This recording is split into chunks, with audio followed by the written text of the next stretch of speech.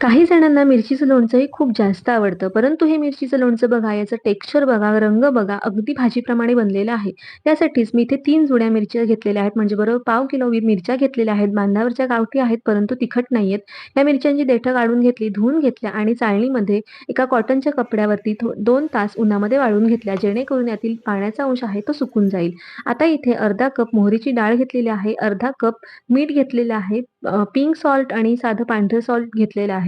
साधारण पाण्याचा अंश कमी व्हावा म्हणून जरा थोडंसं मीठ गरम करून घेतलेलं आहे आणि मोहरीची डाळ सुद्धा गरम करून घेतलेली आहे.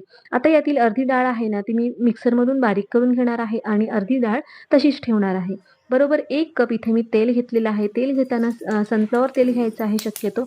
आता तेल तापले की नाही ते पाहण्यासाठी इथे मी मोहरीची डाळ घातलेली आहे, मोहरी घातलेली आहे. मोहरी छान तडतडू लागली की लगेचच गॅस बंद करून टाकलेला आहे. जास्त पण तेल तापवायचं नसतं, कारण आता यातील डाळ आहे ती मी अर्धी मिक्सरला लावलेली आहे. मिक्सरमधून बारीक करून घेतली आणि मी हे मिरचीचं लोणचं आहे ना, ते थोडं वेगळ्या पद्धतीने बनवलेलं आहे. आता मिरचीच्या पाण्याचा अंश सुद्धा पूर्णपणे सुकलेला आहे. मिरच्या मी छान कापून घेते. मध्ये चीर देऊन 2 भाग करून मी मिरच्यांचे काप करून घेतलेले आहेत. बरोबर पाव किलो वजनाची मिरची आहे. आता या डाळीमध्ये मी हे तेल घातलेलं आहे आणि हे तेल आणि ही मोहरीची डाळ ठेचून घेतलेली आहे तिथपर्यंत, जिथपर्यंत याचं याला घट्ट दाटसरपणा येत नाही तिथपर्यंत.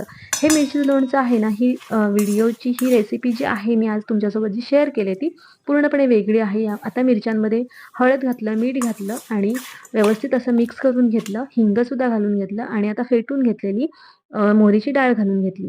आता यामध्ये उरलेलं तेल घालून घेतलं. हा जो मिरचीच्या लोणच्याचा स्पेशल असा व्हिडिओ आहे ना, तो आपल्या YouTube चॅनलवरती आलेलाच आहे. Instaवरून रील पाहताय तर लिंक बायोमध्ये आहे.